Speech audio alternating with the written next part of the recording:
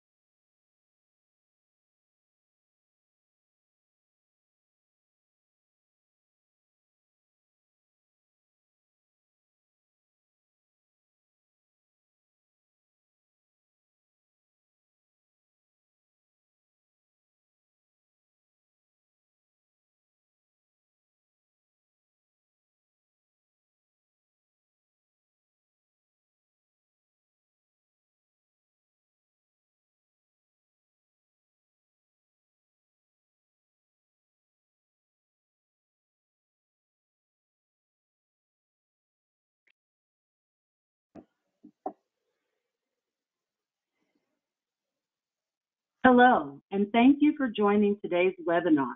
We are ready to begin. Today's webinar is eligible for 1 contact hour. Sigma Theta Tau International Honor Society of Nursing is accredited as a provider of continuing nursing education by the American Nurses Credentialing Centers Commission on Accreditation. The speakers and planning committee members have disclosed no conflicts of interest. To receive contact hours for this CNE session, participants are required to attend the webinar and complete the evaluation form, which will be emailed to all attendees approximately 1 week after the webinar. This webinar is being recorded and will be available via the Sigma repository within a few business days of recording. Following the presentation, we will have time for question and answers. You will see on your GoToWebinar control panel that you can send a message through the questions feature. This is where you can type in any question you'd like to pose to the presenters.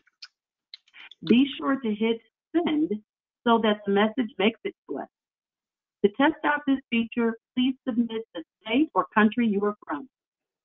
On behalf of Sigma, we would like to thank our speakers for sharing their expertise with us today.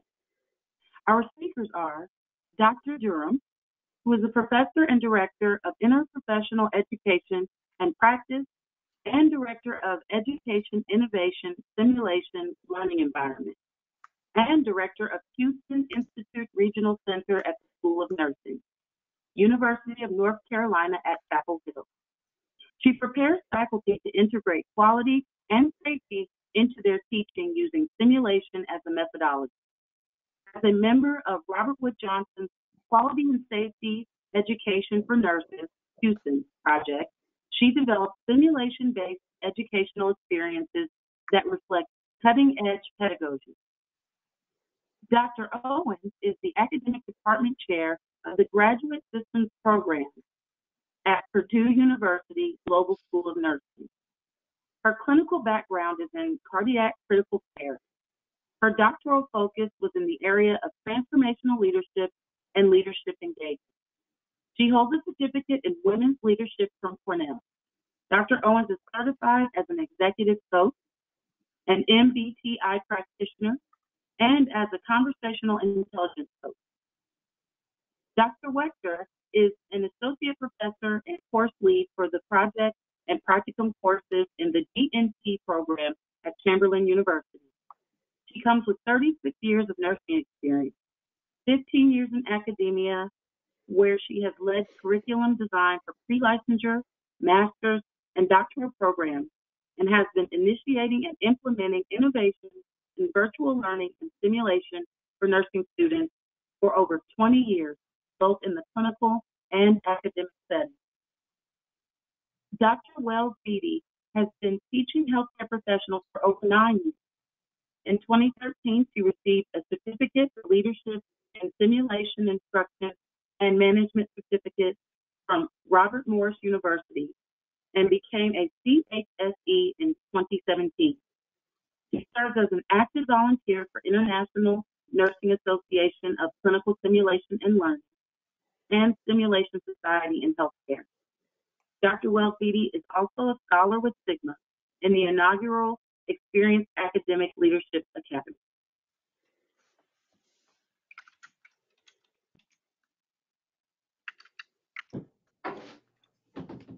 Thank you very much for joining us during this session. We're going to start off our session with asking a few polling questions, if we could pull those up.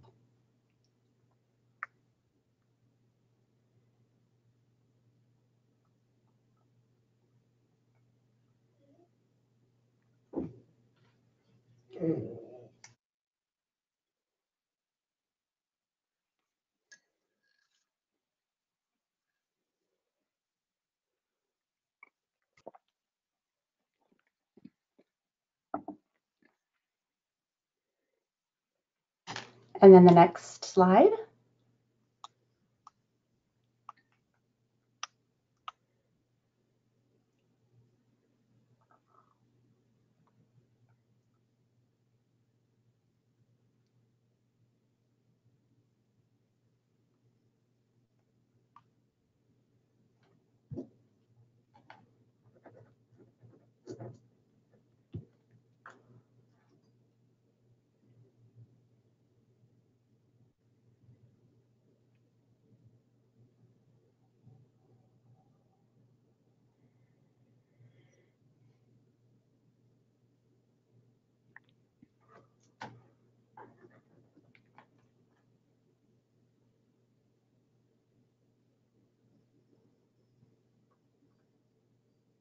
And one more.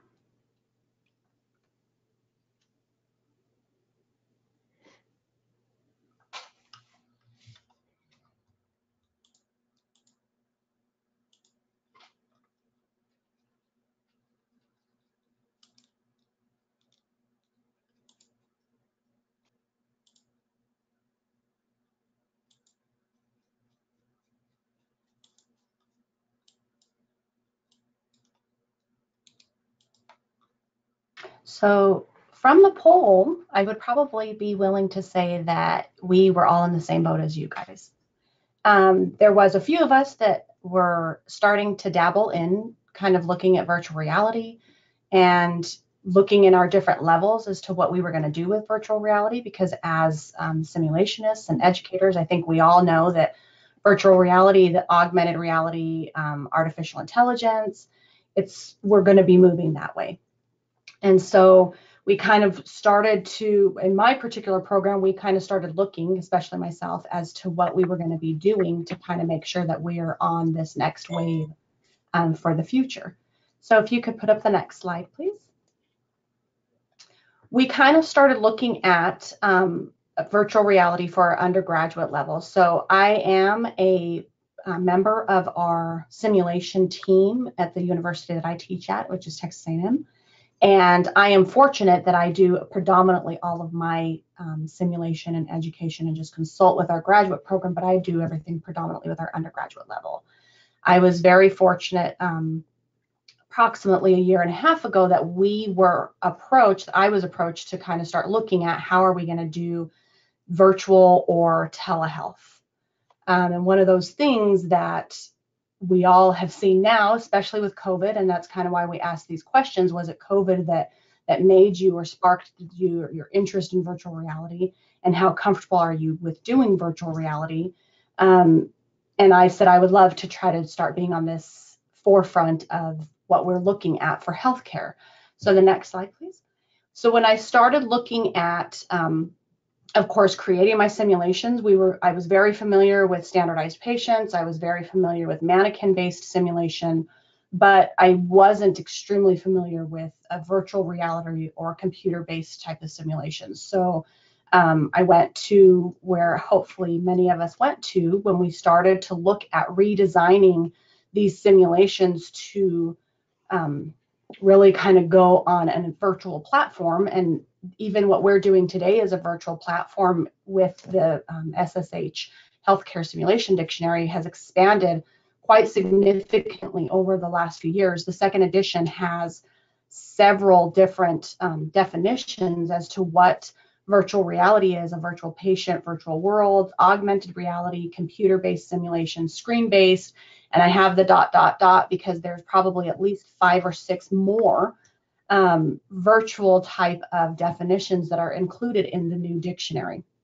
And then I went also back to the NACSL standards of best practice, because a couple of those things that I didn't want to miss out on in ensuring that my students were getting the best experience with this virtual platform, wanted to make sure that I was still designing the simulation based upon the NACSL standards. And one of the bigger things that we wanted to also look at, because we're now removing ourselves from that face-to-face setting with the students, and I wanted to make sure that they were still getting the debriefing and pre-briefing in the same fashion that they were supposed to be getting it. So if you'll go to the next slide, please. I had already created this telehealth simulation. We had a grant that provided equipment for us, and we were fortunate and still are fortunate enough to have telepresence monitors. The telepresence monitors are basically those monitors that are on wheels. They look very, very advanced. They have the iPad in them, and they're on like a Segway. And so I created a simulation that we used an SP. The students would call the SP on the computer, and they would use the telepresence monitor to communicate with the standardized patient. And so what we originally were doing was we were doing everything in our sim center. So our simulation coordinators and everybody that help us with simulation were so awesome in setting everything up for us. They set up a home environment for us. They made sure the computers worked. They made sure we had all the moulage we needed, all the equipment we needed. And we had a group of students that was just getting ready to do their last simulation. They have some clinical hours left, and COVID hit.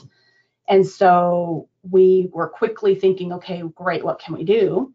So I had a very excited and willing participant and another faculty member of mine, and she very willingly said that she would be the SP. One of the things that, of course, our simulation center, as like your simulation centers probably told you, was you were no longer going to be able to have standardized patients for a while because they're considered visitors to your center. So we basically got told at that moment in time we could not use our standardized patients. So the faculty member became my SP. I recorded a pre-brief. So I basically told the students what we were doing, how it was going to be ran, the amount of time, what the objectives were, what the expectations were for the simulation, and kind of gave them detail about what all their pre-work was. So part of their pre-work was to look at the chart that was created for the patient in our electronic health record. And then they also had to do kind of a pre-case study. The particular patient that we use for this simulation is a patient that has a history of diabetes, type 2 diabetes. She was diagnosed, lost her job, ended up having difficulty with getting her medications. And so we're kind of walking through the education with the baccalaureate program. And so she walks through that education, and the students talk to the patient and ask her what she's doing with her medications and all of that. But some of the pre-work is she doesn't have a job. She can't get her insulin. She is using herbal medications to supplement not being able to have medications. And so they have to do an analysis to find her resources within the community in the rural area that she's currently living in. So we switched it around a little, and the 2 students joined a Zoom session with the faculty member. The faculty member was the SP and the patient, and so they went through the entire scenario of looking at the orders from a nurse practitioner, and then they kind of start educating her on her care and the resources that she can find in her rural community. And then they go from there. And then once they disconnect, the faculty member debriefs with the two students and discusses communication styles and what they can do to be able to help better communicate. So I think that is one of the virtual platforms that we are currently using. With COVID, there has been a lot of the companies that have now come on board, and you're able to use them to have your SPs, even if you have an OSCE or standardized patient type of situation. So we're starting to pull our standardized patients back into the fold, and they connect with the electronic platform, and then they can do everything with that. And then that can actually be recorded if need be, to be able to give the student the ability to have that feedback session with the faculty or do any kind of self-reflection if needed. So since then, we've also moved 2 of our simulations into our mental health class, because that's one of the classes offered in the summer, and not very many clinical opportunities for that class currently. And so we've done that. We have an aging simulation that we also do virtually, kind of looking at elder abuse and those types of things. And then we've also kind of dabbled a little bit with VSIM, kind of just to be able to have the ability to supplement some of those clinical hours, because I'll know the situation. We're either playing with whether or not we're going to be able to have clinicals or not have clinicals. I'm currently in one of the states right now that we are being threatened that we may be having to go back on stay-at-home orders because everybody decided to just go crazy. We're having a huge spike in the cases now. So there's a possibility that the clinical spots that they did give us, we may lose again. So just really kind of looking at all these types of things that we can do with telepresence and computer-based simulation. So at this point, this is where I hand it over to Dr. Carol Durham, so she can speak about what she's doing in her undergraduate program. Thank you very much. I just want you to take a moment and imagine back to January, a well-planned semester, one that you were going to deploy effectively through May and move on into summer and possibly fall. We were actually launching a new curriculum, and we were in our second semester of the new curriculum. And then one of the amazing things about this new revision is that we've dedicated 8 credit hours across 4 semesters to skills acquisition and simulation. And so we were in the second of those courses, and just like on pivoting on a dime, we were told that we're not coming back into the building tomorrow, and in actuality, the students won't be back for 2 weeks. After spring break, they will not be back at all on campus. And so the challenges then is that we move rapidly to this idea of remote training and learning. That doesn't mean that we became online educators immediately that were experienced, because there's a whole pedagogy about how to do online teaching, but we did get forced into remote learning. So next slide. So we were fortunate in that in this new revision, we'd already deployed several of the virtual simulations that were going to be a part of our core curriculum regardless. And that would be, we worked with VSIM in the past.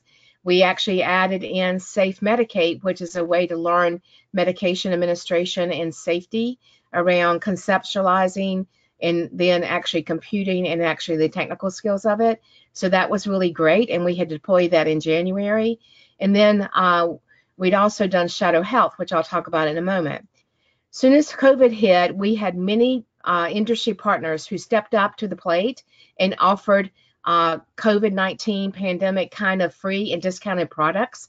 And so that continues on in many places, and you need to contact vendors to see what they're offering or explore their websites and see what you have, because it appears that we're going to be in this for some time now.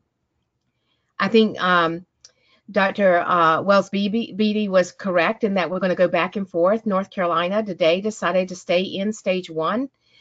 We are not going to be opening up onto our stage 3 at all, because our numbers are climbing. We're becoming a hot spot, not a place that you want to be. And so I asked for you to think about searching for meaningful interactive activities. And that's what we set about doing, because remember, you always start with what is my objective? What am I trying to accomplish? And where does it fit best for this learner? And so we are the educators who are the designers of the education, and the students trust that we will create a meaningful learning experience to meet their objectives.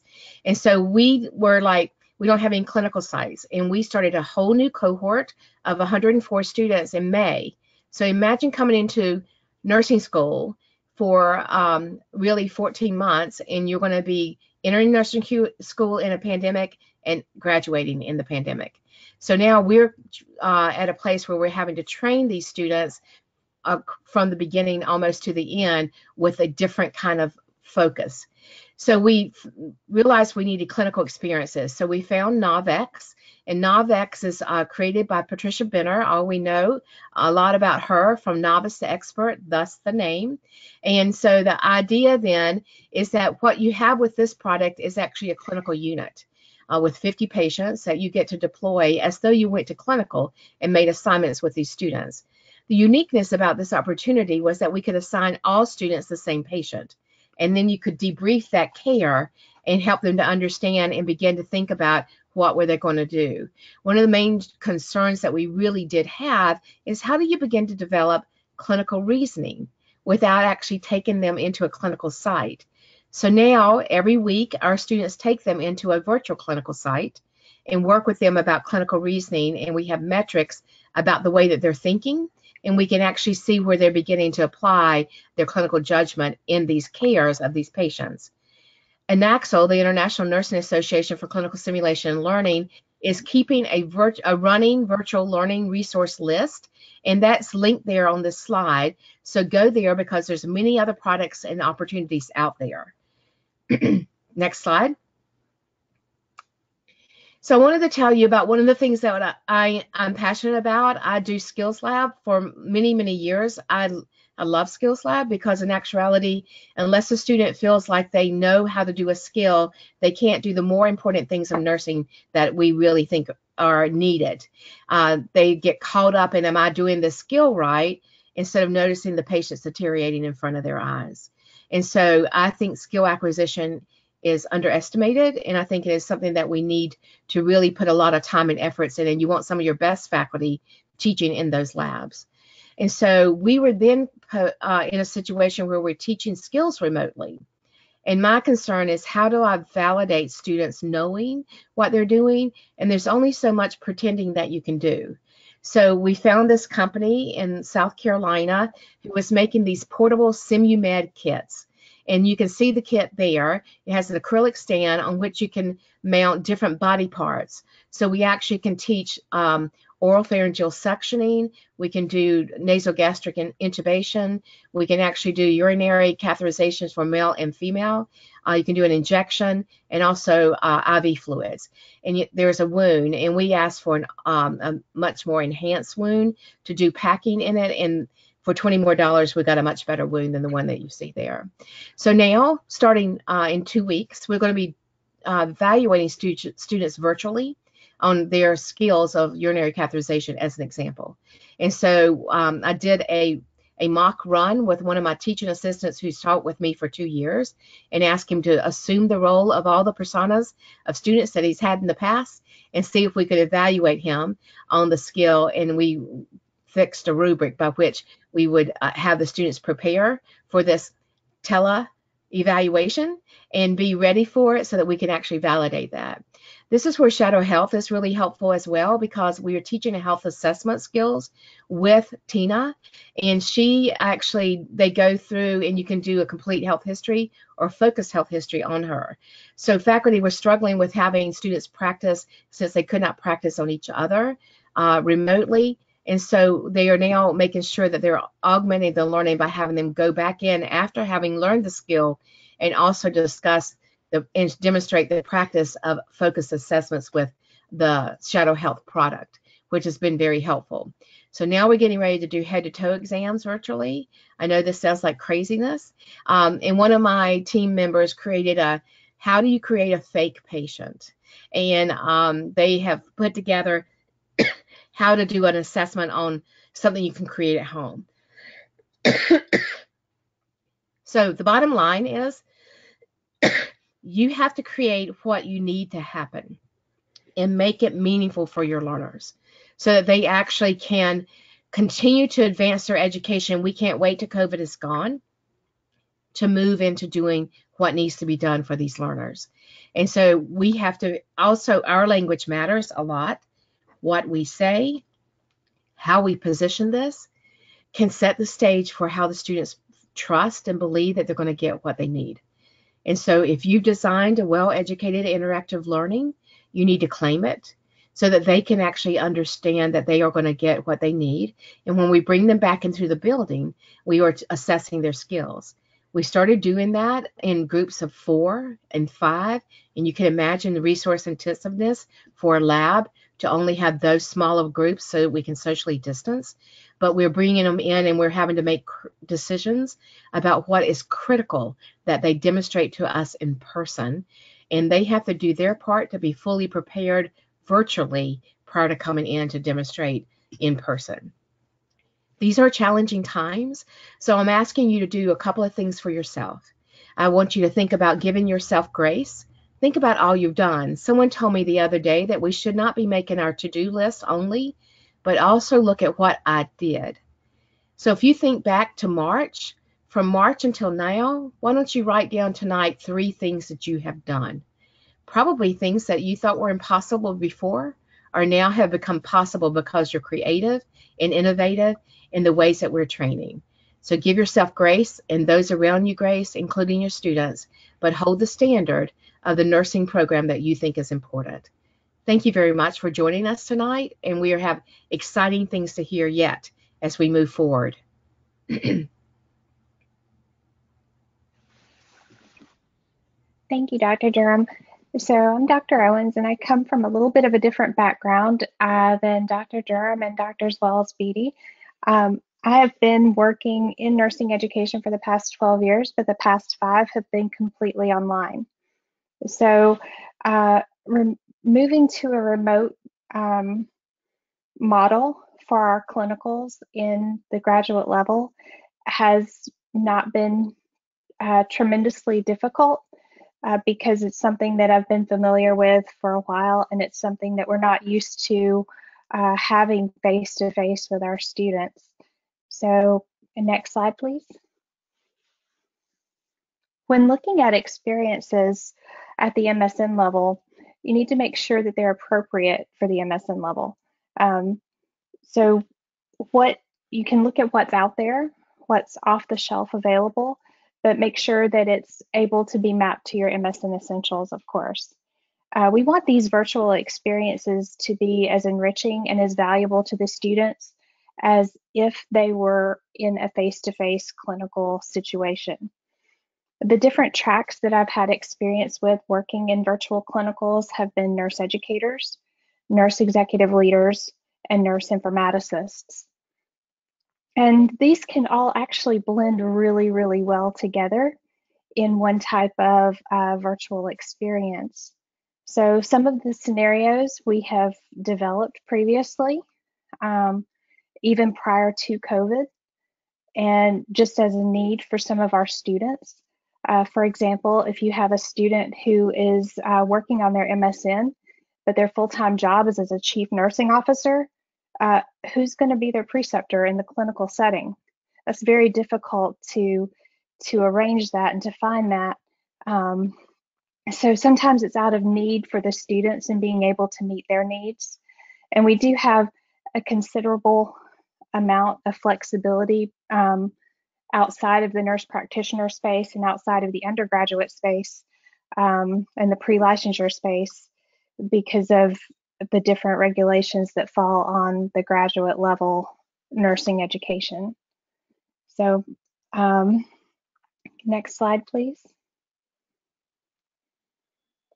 So some sample scenarios that I've used in the past, not COVID-19 necessarily, but this is an example of something that you could build around. We did one on Ebola when that was happening a few years ago.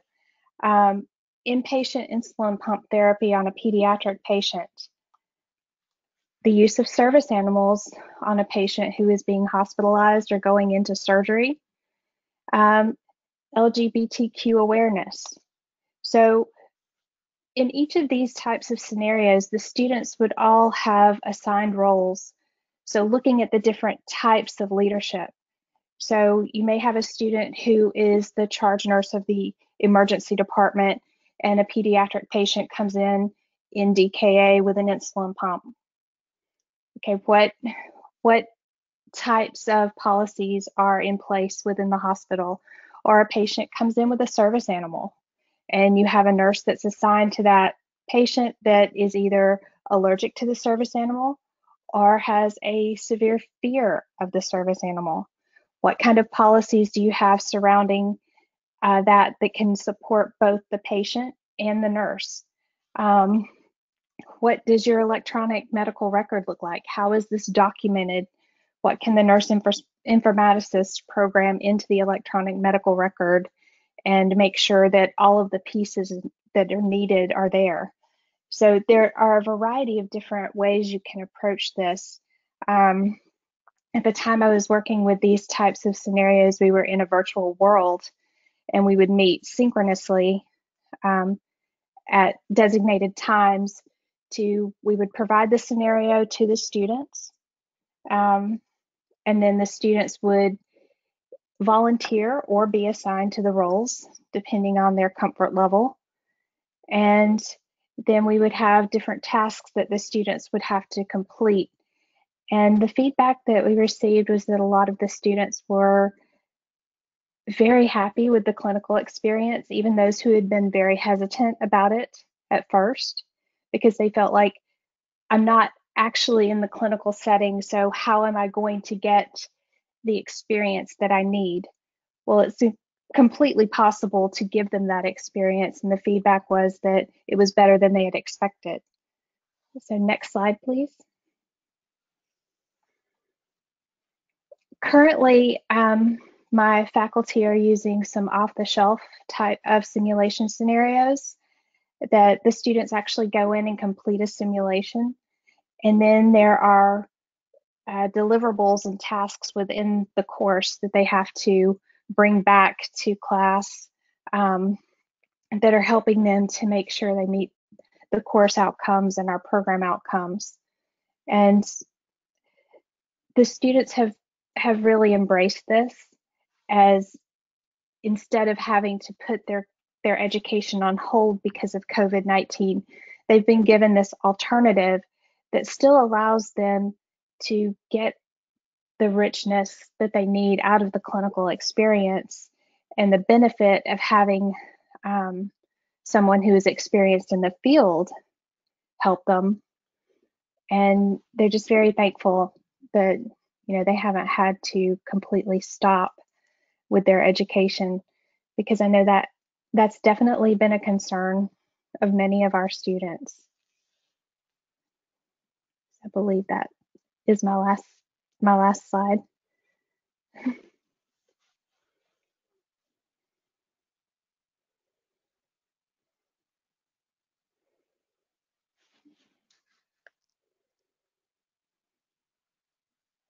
Susan, you're muted. Thank you. Thank you to Dr. Durham, Dr. Owens, and Dr. Wells-Beatty. It's interesting how all of us are going to have the same theme of really meeting the student where they're at and trying to get to a place with simulation. And I'm going to talk about a case study and how that is going to be a response to the COVID-19 pandemic. So this evening, I'm really looking at representing a team when I'm describing our group, and I really want to talk about a contingency plan that our team came up with, and also talk about the supports for that contingency plan for DNP students. And it's primarily our practicum students who are doing a DNP project. With our team, I'd like to give really a thanks to Dr. Jill Walsh, our dean, our associate dean, Beth Marquez, and our project and practicum lead, Dr. Patrick LaRose, because really they are the transformational leaders that really brought this together. And the team leaders, as well as our VP faculty, really have transitioned this into our program. We are the largest DNP program in the country, and so we have a team of, just in our practicum courses, of 40 visiting professors. So you can see that there's a lot of students affected, and there's quite a few team members. We have probably a total of 80 visiting professors on our team, so this is affecting all of them. So next slide, please. So what is the contingency plan, and what did we decide as a group? Well, what happened was, in March of 2020, we started to feel the essence of the COVID-19, and about 80% of our clinical sites closed or were suspended to students. And so these were students halfway through implementing a project in a clinical setting. These were students starting in their clinical practicum site. So we needed to come up with a rapid cycle approach. And when we think about rapid cycle, it's a highly organized effort to create the magnitude of change needed in such a short period of time. And so we needed to come together, as my other colleagues did as well, to try to really recognize a robust change to the current outcome of our program, because really the outcome was this project that the DNP students had to matriculate all the way through to graduation. Who were involved with this plan? It was really the students that had already transitioned from 8 didactic courses, and they went into their practicum series. So we have 4 practicum courses that are 8 weeks each. So these are students either just entering their practicum courses, and some students were in the middle of implementing a project at a site and were shut down. And as you know, it was in March of 2020 when really things were rolling out, and the COVID-19 pandemic really sort of affected us, and we had a bird's eye view throughout the country because we teach students across the country. So it was quite overwhelming to our team, but we knew we needed to act fast. Next slide. So what we did was we decided that our students would have a virtual implementation case study approach when they actually went through implementation of their project.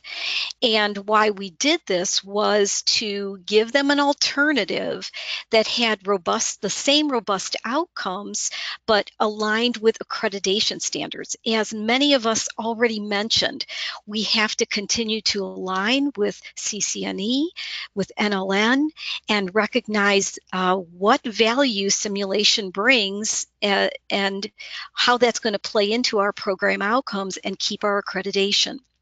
And so how did we do it? It was really through team effort, flexibility, and we had a lot of frequent, transparent communications among our team and among our students. There were probably many FAQs going out to our students. There was quite a bit of virtual communication. As Dr. Owens spoke, we are an online program, so we were probably very well versed in the engagement of how to get this across to students. And I'll talk a little bit at the end about Chamberlain Care and what our Chamberlain Care philosophies and values are. So next slide. So I'd just like to get into the meat of what we did. We have 4 practicum courses, and ideally we wanted to maintain the 4 courses. So what we did was the first course, which is the proposal development and the design of the project, became the same for whether they were a virtual student or whether the student was going to be real-time implementing, because we still had about maybe 20% of our students still having sites that were viable and that they could still implement. But whether they were registered for practicum as virtual or they were going to do live implementation, they would still do a proposal design that was robust and followed all the tools and the skills to do that proposal development. The second course was the same thing. That deliverable was unchanged. We have IRB predetermination process in that course and a literature synthesis. So the virtual students would do the same IRB predetermination and then look at their evidence-based intervention with 10 to 12 contemporary research articles and write that literature synthesis. Now, here's where it changed, and here's where the contingency plan came into effect. In the third course, which is their implementation course, we have some students going in and doing a simulated implementation, and they are actually cohorted with students who are implementing. So it's nice because they actually have the ability to do the case study with their cohorted students that are implementing. But the case study consisted of weekly presentations, discussion of with peers and faculty, and also a virtual kind of process that they would go through that they would have to journal questions about the case study. And I want to give you an example of the things that they would have to answer in their case study every week. So in week 1, the virtual students would have to describe their week 1 plan. They'd have to make an elevator speech about their project in 30 seconds or less to the crowd.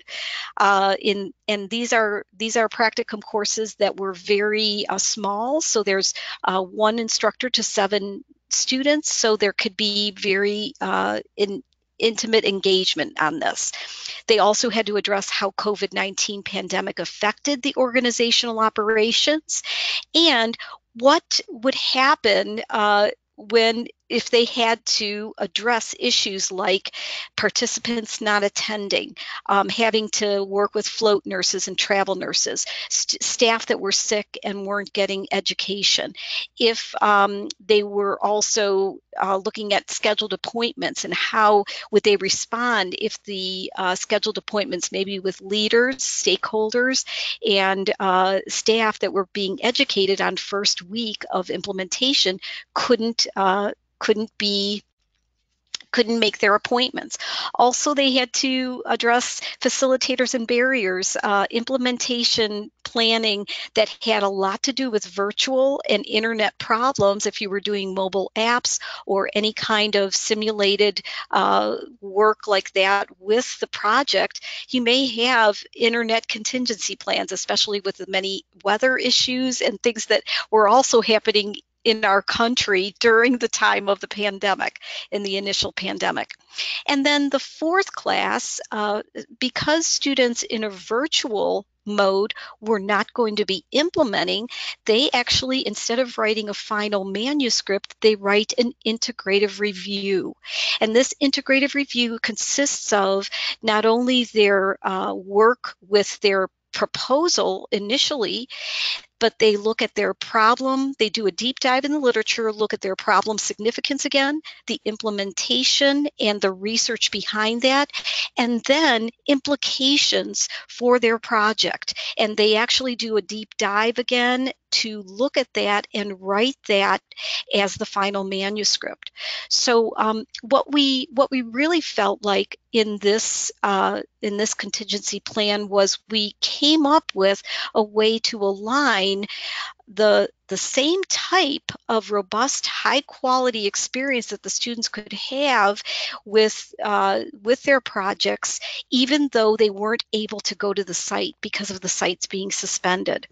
This also was a problem with our new students going into practicum, because if you could imagine, even now, even today, many sites are still suspended. So it means that when a DNP student applies for practicum, they don't have an organizational site letter, no organizational contract, and typically no preceptor, because the preceptor was oftentimes aligned with a suspended site. And so what we did was we opened the door for students to be able to come into the program Without these needed entities, because they could apply to the practicum as virtual students and plan to do the simulated case study in the third course and the integrative review in the fourth course. And the students' response was just incredible. They were so pleased and so happy that they can continue to matriculate through to graduation, because you could imagine even students in the midst of implementation had to stop and they had to come up with a virtual contingency plan. But then students who were just about to go into practicum, they don't know when the COVID-19 is going to end. And so they had the anxiety of, after going through 2 years of a doctoral study, that they would have to stop. And as Dr. Owen said, we really wanted to support the students in this matriculation to graduation. And next slide. And my final slide is really to what did we do to support the students? And that's probably the most important. And I think that all of my colleagues tonight have talked about that, supporting students and supporting the team. We did our course designs are really lend to student engagement. So there's a lot of discussion on the phone. Students needed to have not only that robust dialogue online, but there's a lot of discussion with the instructors one-on-one on the phone to be able to talk through what they were planning on doing and to talk through their scenarios. The original PICOs that the students had prior to coming into practicum could be used and developed into a virtual scenario. We also, though, had an option for students to do a COVID-19 question.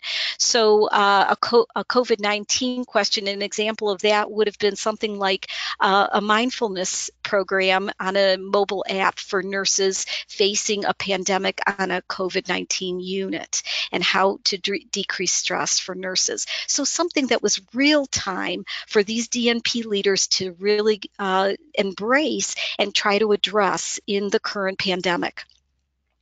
We also wanted to maintain the statistical process and the consultation for our statisticians, but we knew that about half the students wouldn't actually be collecting data because they wouldn't be implementing.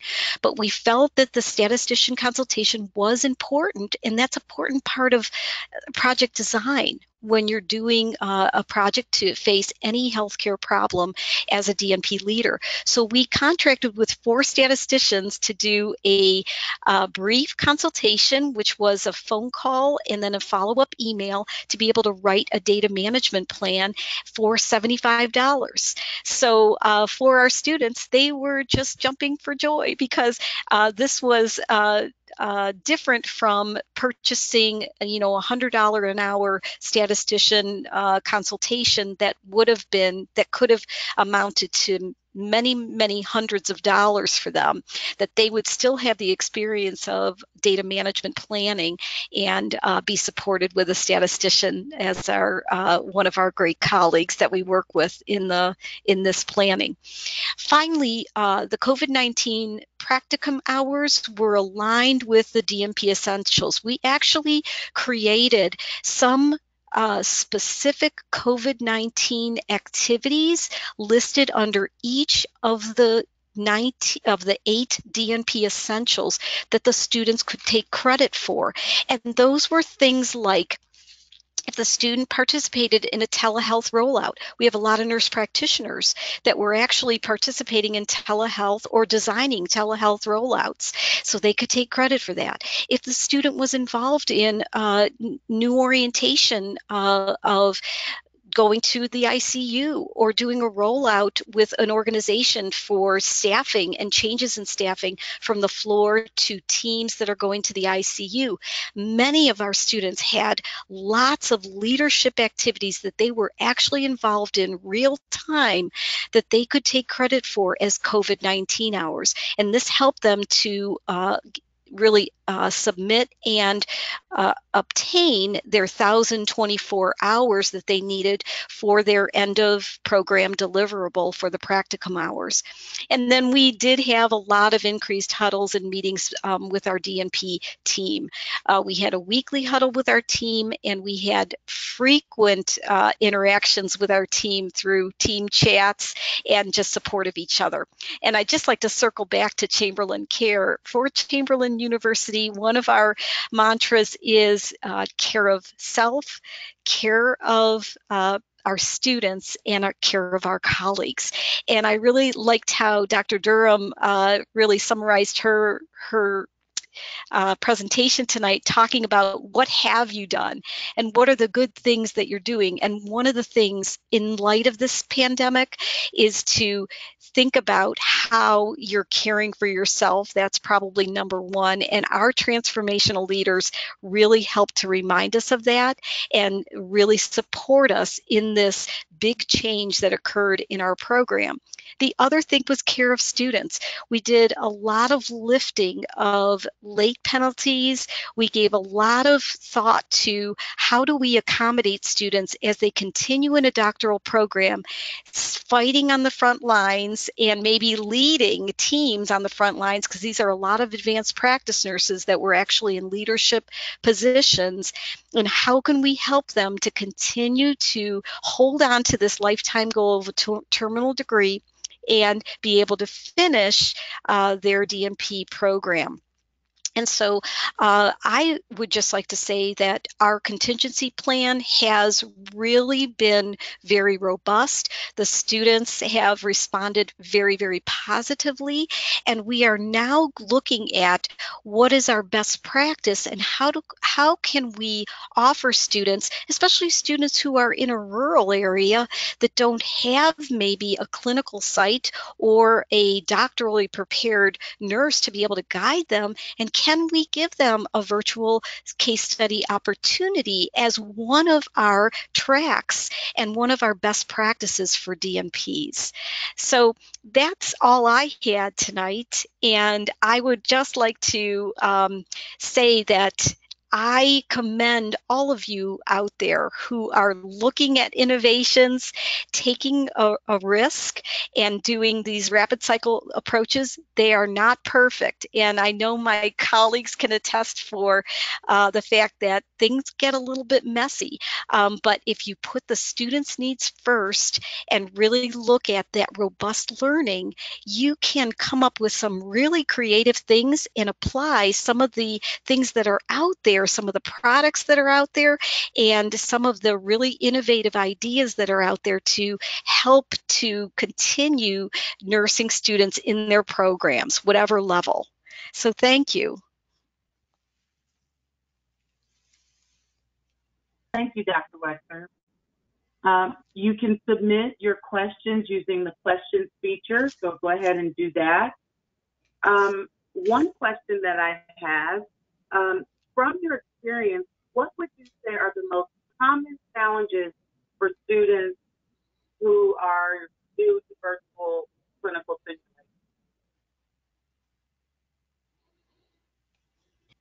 simulation? I'd like to start with one of those answers, and I think all of us have kind of dealt with this. I was just dealing with it a minute ago with a dog that really, really likes to be with me all the time. And I think family life, I think just their own life with a lot of the students that are accelerated, I'm sure with the mastered, prepared, and DNP programs, they have children, they're working and having to now be at home and educate their children or all of those things. I think family has been a huge thing that we've had to work around with this new virtual setting and platforms that we've been doing currently.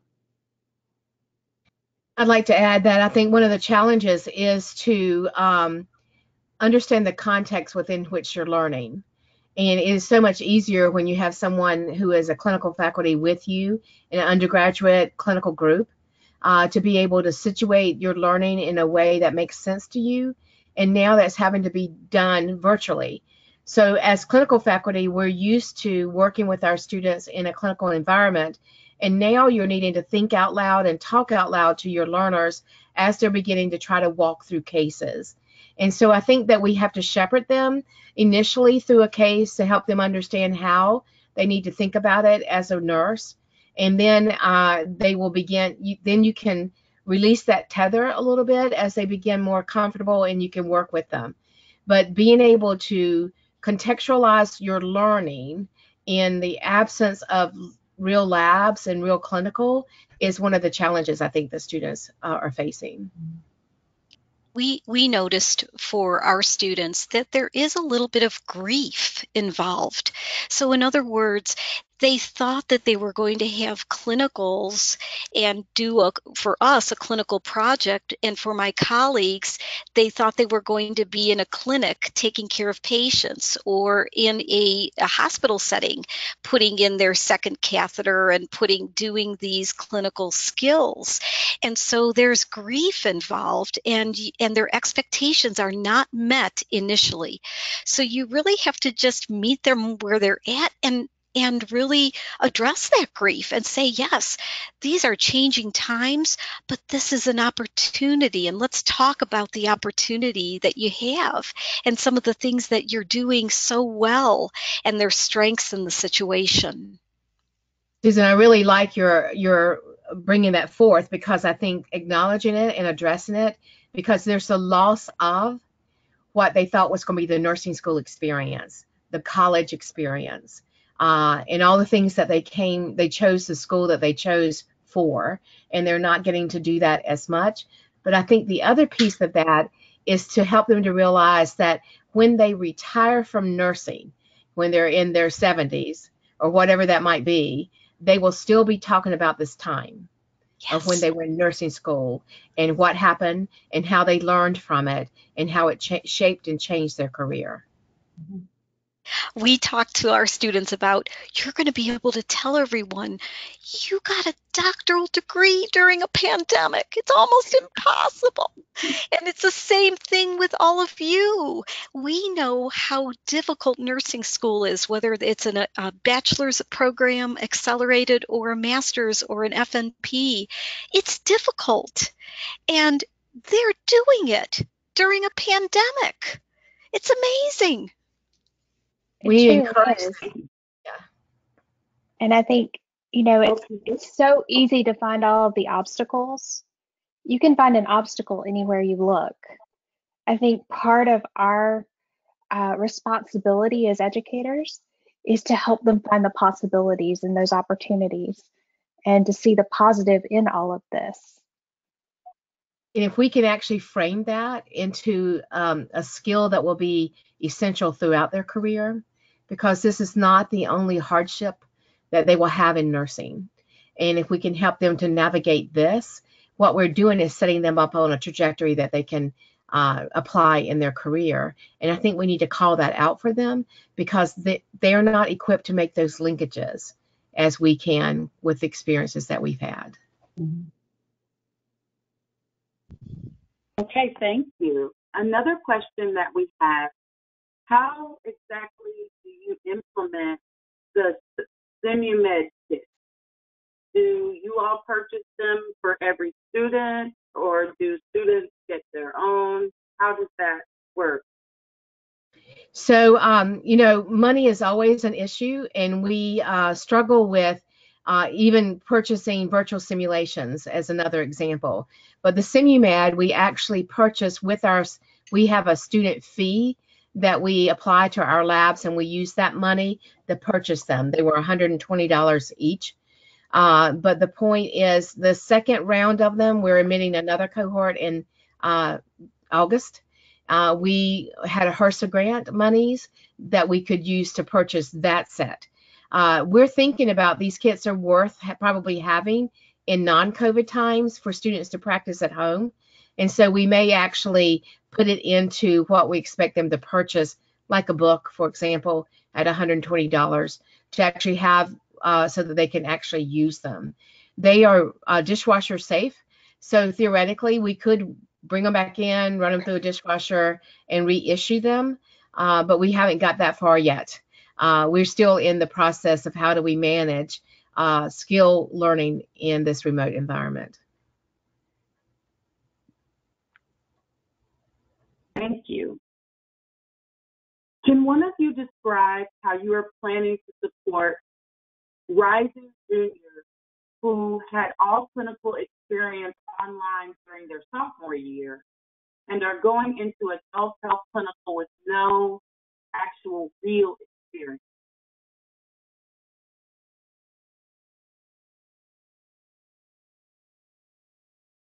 I think it's really crucial, and Elizabeth may have some things to add to this, is that we have to have candid conversations with our clinical sites, and everybody needs to know and everybody will understand that these students need a little bit probably more scaffolding than we've needed to give in the past.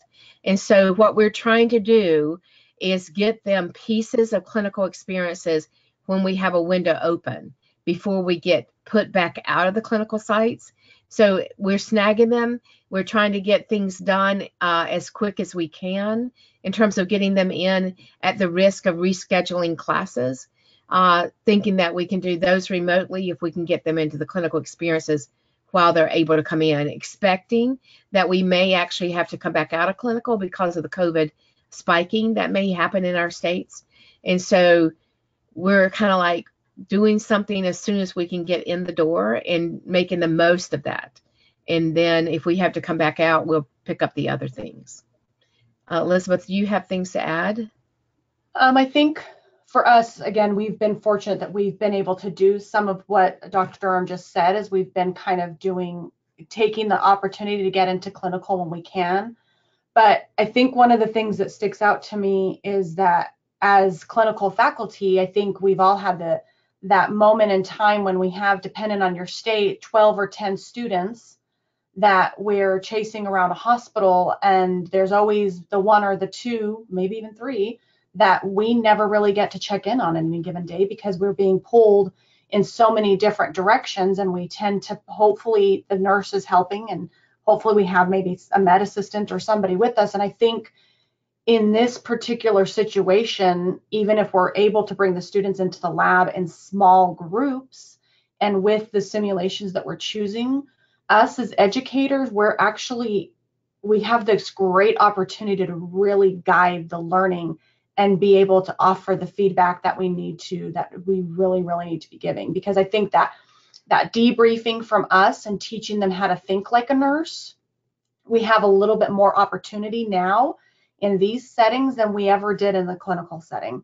And I think one of the things that I tend to look at sometimes is where our impetus of simulation came from, and that's the military and the airline industry.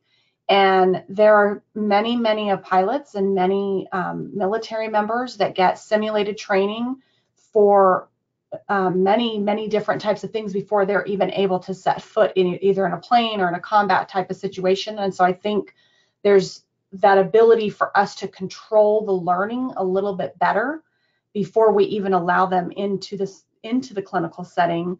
And then that way they can have very rich, good experiences that they're continuing to draw on their learning. So that part of it I like. I think we have a great opportunity to really guide the learning and help them. What is important as a nurse? What should they really be doing as a nurse, especially in this extremely volatile situation? I think the other part of that is that students can't hide when you're in virtual clinical, right? They can't be appearing to be busy by being in the linen room or the treatment room or some patient's room, but they actually do have to do, and you get to see their performance in the doing. And that's a real plus in our virtual clinicals. And I think we have to language it so that they know that they are getting what they need. If we have to reassure them in those ways, and that we're committed to them graduating to be the nurse that they dream about being. Thank you. Were there any areas that you felt unprepared for, had a hole in your knowledge or resources, or needed to educate yourself on before educating your students in this new environment? Absolutely, all of it. Definitely. Just like everybody in the audience, I suspect, because good grief. we weren't planning for this. We'd planned for a whole nother scenario. And all of a sudden you're having to replan within probably 5 days. You had to have another plan. So I think we all were caught off guard. If we had only thought about it and watched what was happening in China, then in Italy, we would have known that we would be in their shoes and maybe have planned differently. But even to the fact that I know more about face shields and masks than I ever knew I needed to know now. And also about supply chains and how things work, because we donated, like many did, all of our stuff to our healthcare system. And then when we started bringing our students back, we had nothing in terms of PPE.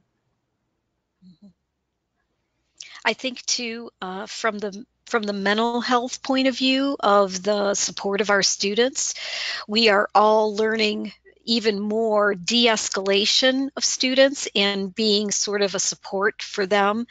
I find in our program that school is something predictable for the student. And so although that they're in some of our students are in the front lines in an unpredictable circumstance in COVID-19 and dealing with a lot of difficulties in the clinical area, school was something that they could align with and hold on to and have it predictable. And so we realized that we ended up being the lifeline to those students. And so helping them and supporting them in a stronger way over the phone, through text, through inspirational messages, and through dialogue and reflection became a very strong emphasis in our program over the last 3 months.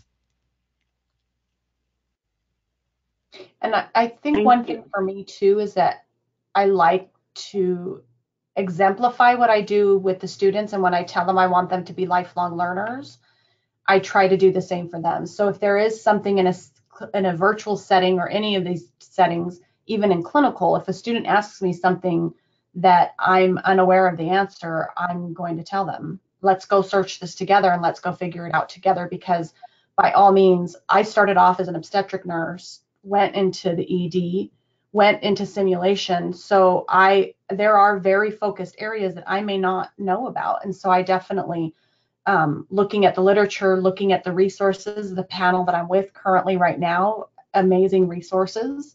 And so I think just feeling comfortable with asking others for help and questions is one of the bigger things too, is kind of stepping out of our own area of discomfort and realizing that we really are in all this together. Have any of you needed to teach health assessment to sophomores online?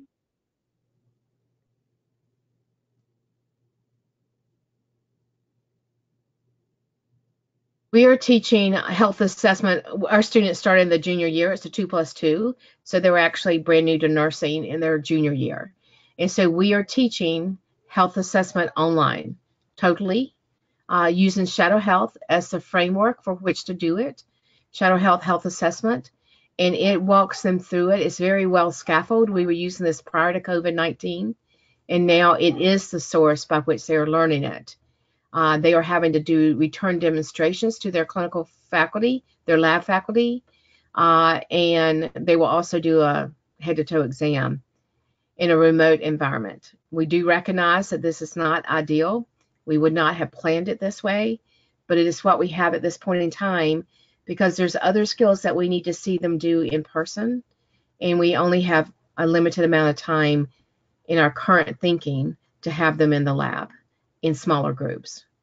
In health assessment, we believe through this support of a platform that teaches it, helps them to get those skills, whereas validating a blood pressure and suctioning and trach care and central line dressing is a little bit harder to do in a virtual environment.